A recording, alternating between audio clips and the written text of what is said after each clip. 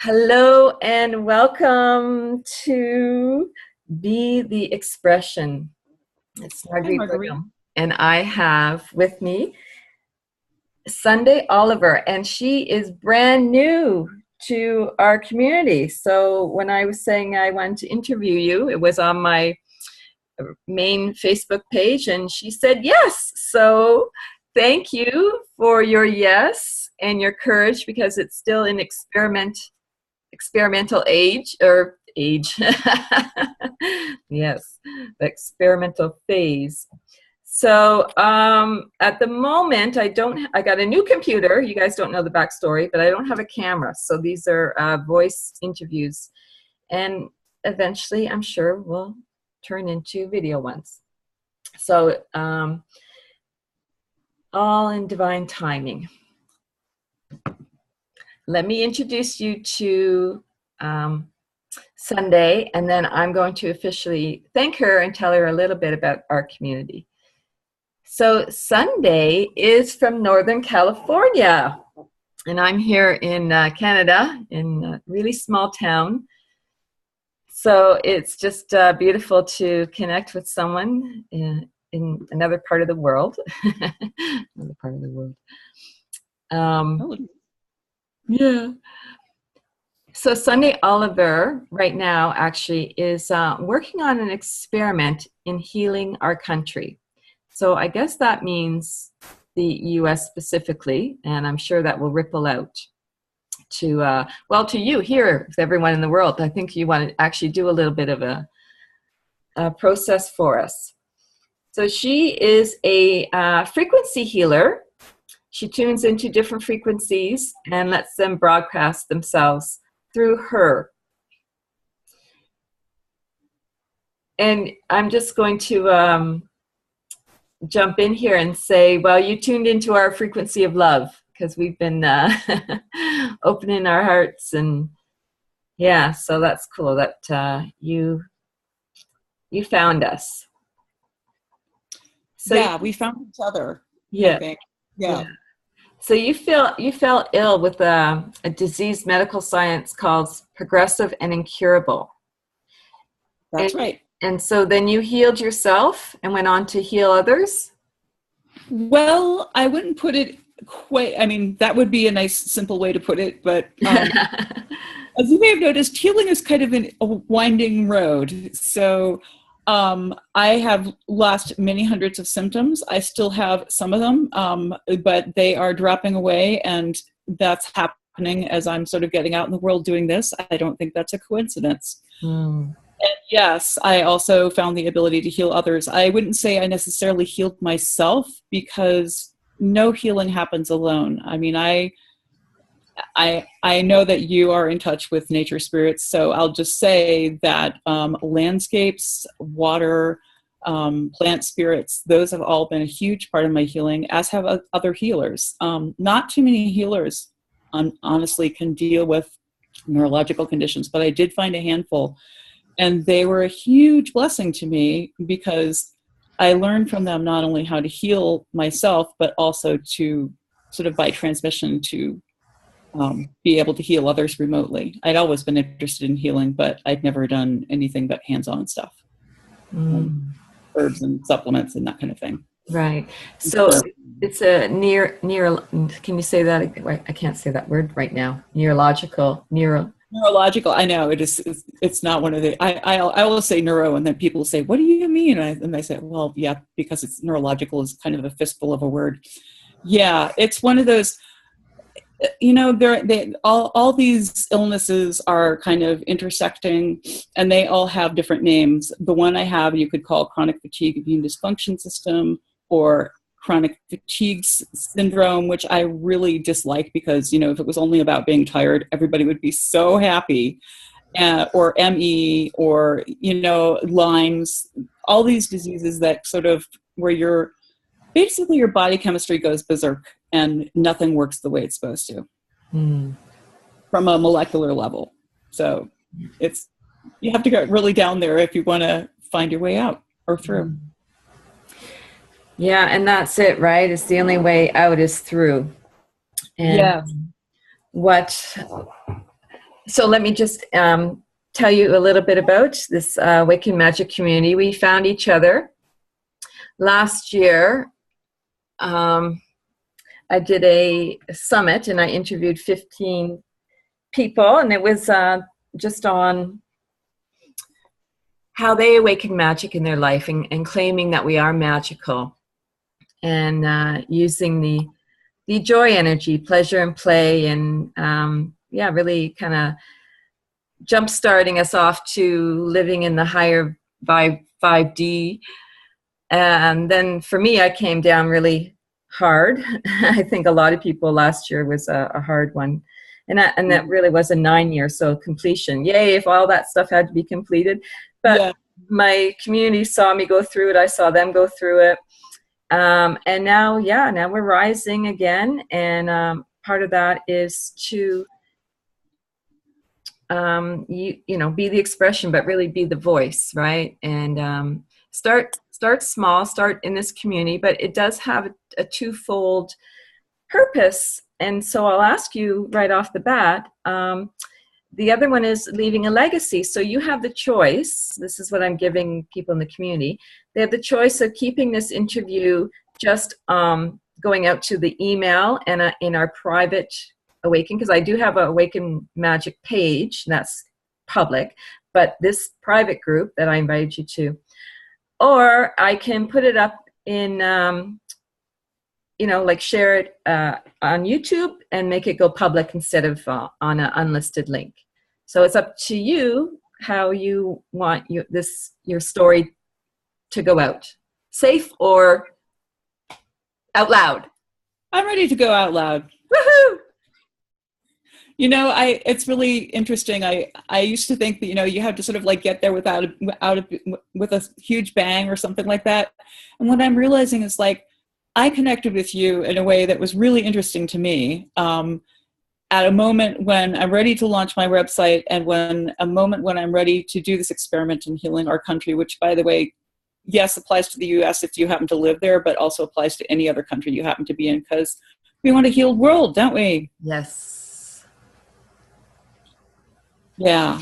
And so I just wanted to be, can I talk about that a little bit now? Would that be Sure, okay? yes, perfect segue, yep. Okay.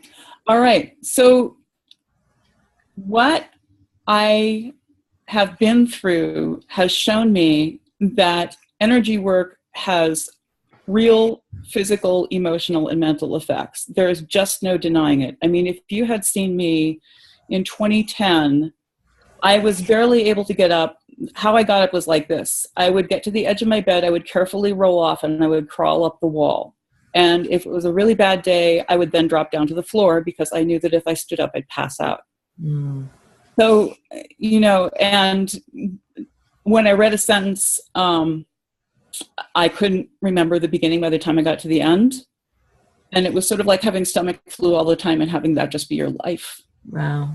So when I say that energy work has physical effects, I really mean it. I am not just messing around.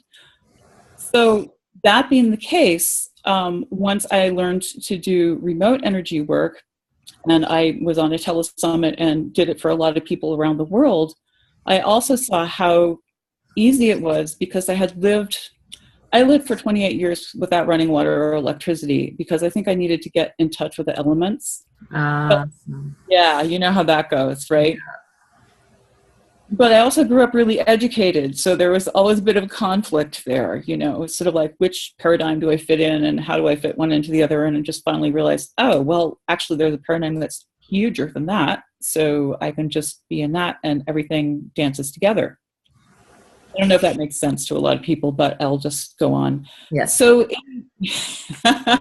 anyway, so, you know, I just thought, well, okay, if I know that this woman in Sweden's dog has a fatty lipoma, and I didn't even know what a lipoma was, if I can help a guy who's probably in Hong Kong or Singapore, given the fact that his email had Chinese characters below his name as well as Roman ones, if I can help him to feel more confident using words and speaking, and I only know his name, yes, I think that this can be used for a lot of really helpful purposes. And I think that the world really can use it.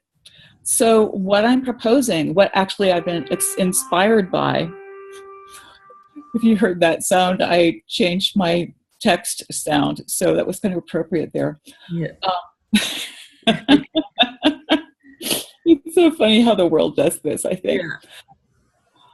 So what I've been inspired to do is get people together and do what I call an experiment in healing our country, where I will provide a platform and we will get together, because when you work in groups, it's just so much better. Oh, yeah. Yeah.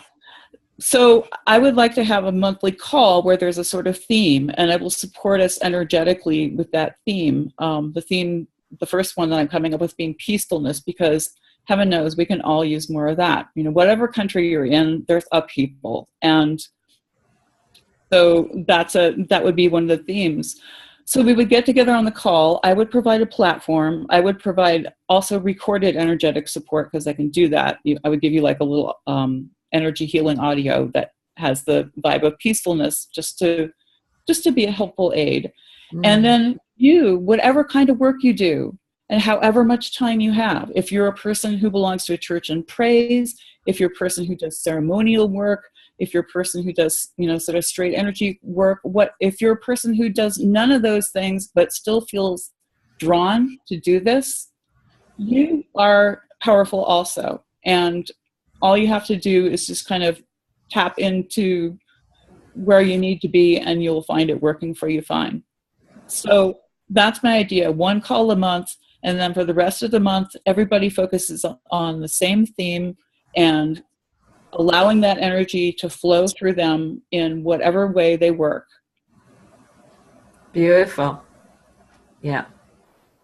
Because I really believe that that's an effective way to address what's going on now. I mean, really, and also if you folks are reeling from what's going on right now, which would be completely, natural, considering this kind of thing is also healing you. So if you're an activist who's kind of burned out sometimes, or if you're homebound and really want to contribute but really don't know what to do, or if you're just not, go out and, raise heck kind of activist, but you really want to do something, this is something that could be helpful to you as well as being helpful to other people, because real healing always works that way. Wouldn't you agree, Margaret?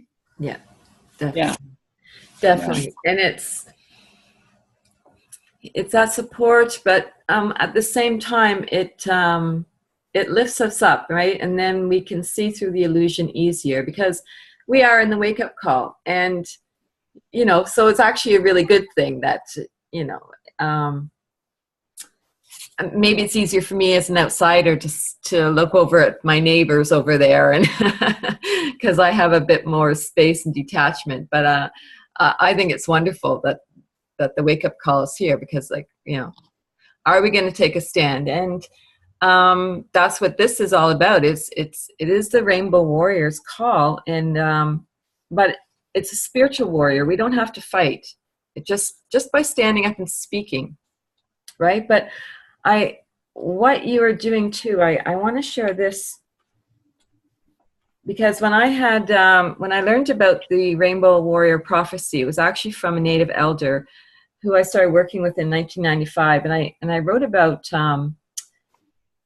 some of my experiences through ceremony with him in my book, with his blessings, of course. And the other prophecy is they will come to a fork in the road. One road will lead to materialism and destruction for almost all living creatures. The other road will lead to a spiritual way upon which the native people will be standing. This path will be the lighting of the eighth fire. A period of eternal peace, harmony, and a new earth where the destruction of the past will be healed. Now, this was in 2008. He came 8888. But the part that I want to convey to you, because what you're doing is what I'm doing, right? Mm-hmm. So the eighth fire speaks about individuals from all different cultures who would gather collectively to seek greater advice and a vision that would lead to what is referred to as the new people. The different cultures will share the uniqueness of each of their strengths and give teachings and knowledge to each other. That's it. The new people, right, are called the warriors of the rainbow. And I thought it was just like children, but it's no, all creeds, colors, and races when the earth is calling out to us. And so individuals from all different cultures who would gather collectively to seek greater advice and vision that would lead to what is referred to as the new people, who would share the uniquenesses of each other's strengths and give teachings and knowledge to each other. So that's what you want to do this once a month. That's what I want to do with these videos, or, you know, storytelling. Right. Yeah. So it's beautiful. And I guess what I just really wanted to share that, you know, that, yeah, the right people will be attracted to you. And yeah, congratulations. Thank you. And yeah, I that was really a lovely piece that you just read, and I fully feel it. And I think that's also part of what I want to do with this experiment is help people remember, and have them help me remember that we really live from some place that's much deeper than the big fight about who's right, you know? Yeah. And that we can live from that place, and that when we do, everything changes. It's not that we don't have, you know, issues or problems, but everything changes. And I know that with every cell in my body. Yeah. Yeah. So, and that's, you know, part of my intention is to walk each other home, right? Get back home to our hearts. So the question I want to ask everybody is, you know, when the world is looking contrary, that it's not awakening, how do you lean into love? Well, partly by exactly doing what I've been talking about. I mean, I've been doing this kind of work for sort of like government and government buildings and all kinds of stuff like that for many months, probably since the election. And I also do a similar thing for myself. I learned through a rather hard school, but you don't have to learn through hard school, which I love about what you do, because yes, I'm really into enjoying the opening now instead of having to be motivated by pain, which so much of the world is, you know, it's just crazy when you look at it. It's nutty, but we all accept it as sane. I mean, in some ways we're all Mr. Trump, you know, because we live in this delusional reality that we think is, you know, absolutely the way it has to be. And there's so much more. Yeah, so much more. So basically what I do is when the world upsets me is I use all the tools I have for tapping into that. And I highly recommend developing all the tools and ways to connect that you can do.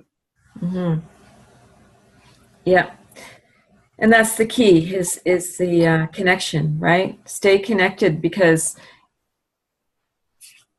it's where do we put our attention right now, right? So yes, that is exactly it. Yeah. You know, there's that old Dion Fortune saying that magic is the art of changing consciousness at will. Yes.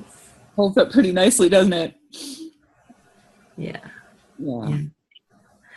Yeah, and magic is coming up later on this month in June, and we are actually in tune with the full moon, because I do a 13 original clan mothers, and this month the clan mother is storyteller, so we're right in tune with that's nice. Yeah, their stories. Yeah, so I think I know what you're, you know, you've already expressed what your most important message you feel passionate about right now, and that is to, you know, heal the country and let that ripple out.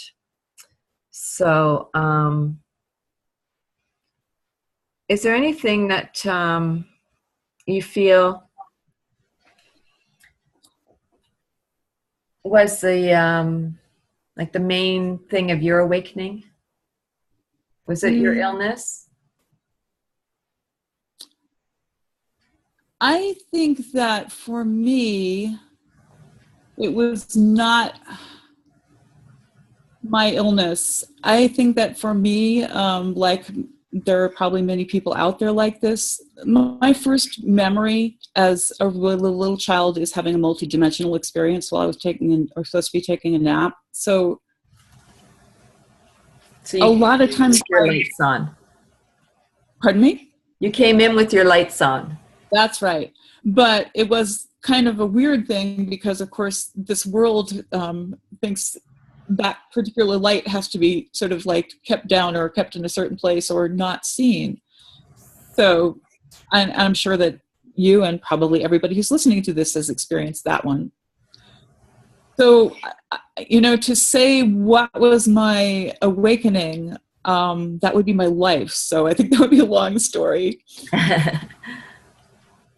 I do think that it is a continual sort of unpeeling of layers, that you become more and more alive and less numb. I mean, to me, the whole neurological thing, I was like physically numb and had weird physical sensations. Those, to me, that's very, if we're talking about stories, the story of our society, the mainstream Western European society, which anybody who's ever been educated in Western school is a part of, no matter where they live in. The story of that society is that the world is limited and we learn by pain, and that the person who suffers the most is the strongest and bravest. Mm. And we've all got to strive to be heroic. And, it's just a very hard story, and it doesn't have to be like that. Yeah. Yeah. Yeah. I was saying that to Cara when I interviewed her about the archetype of the Lone Ranger. Mm-hmm. Yes. Right. Exactly. Yeah. But the new is and it's all, the age of Aquarius is connection, unity, and we've just been in the rebirth, right? I believe that's true. Of course, none of us knows what's going to happen, and that's a state I'm pretty used to being in these days, although it's still a little unnerving sometimes. Yeah. None of us knows what's going to happen, but what's happening now is truly unprecedented. And I think that when things are unprecedented, they just open the way for new stuff to happen, because it's really obvious the old ways aren't working anymore. Really, really, really obvious. Yeah, that's what I feel like. Just showing up like this, but it's like I know it. I know we're light workers. We've all signed up to do this, to be here. Earlier, years earlier, it was like woohoo, and then it's like the fruit is ripening, huh? Yeah, yeah. But it's like, the system is beginning to crack, and we're gonna give it a push. Yeah, or we're going to heal it, because, the way I see our whole culture, that whole Western European culture is sort of like when you do shamanic work, right? You bring back souls that got fragmented. Well, our entire, morphic field and all the submorphic fields got fragmented and needs healing. And I think that this is the opportunity for that. Yeah. Yeah. We don't have to take it apart. We just need to, my view is anyway, that we just allow harmony in, and that reshapes everything, including us. That's the part that's a little different, is you have to also be vulnerable to be a leader in this new kind of way. Yeah. Because you are going to be changed as well, and you can't control that. No. And being in the sacred connections with everything, that, you're not doing it on your own. Yes. That is so important. I guess if I was going to say anything about, what was my liberation, that would be it, that I keep returning to it in different and deeper ways. Mm. I think we all can. I think there's an opportunity every moment of every day to do that. Yeah. And so when you tell your stories, do you feel liberated after? I feel different after. I'm not really sure anymore what liberated means. I used to think that. Mm. But I'm not really sure anymore. I feel changed. I feel that the world around me changes. I feel whether it's harmonious or inharmonious, that's what I feel. Yeah. Yeah. Do you feel like you need to retreat sometimes after? Oh yeah, I think that especially those of us who are, inclined this way, we need that time. And because we're all aware in varying degrees that humans are not the only sentient beings, and we need to connect with our other friends that are, trees or rocks or landscapes or multidimensional beings or all of that, because we need to hang out with those friends too. Yeah. I like the way you worded that. Yeah. Yeah. Hang out with those friends because, yeah, they do want to be in connection with us. Definitely. And it keeps our vibration high. It so does, and they so do. And this is a huge part of my work, actually, is helping people remember that, yes, we are a part of the multidimensional, incredible, wonderful, infinite networks of nature. And that's why we all feel so desperate and like we have to have something that we don't have. Well, I shouldn't say we all. A lot of people don't feel that way, but many people do.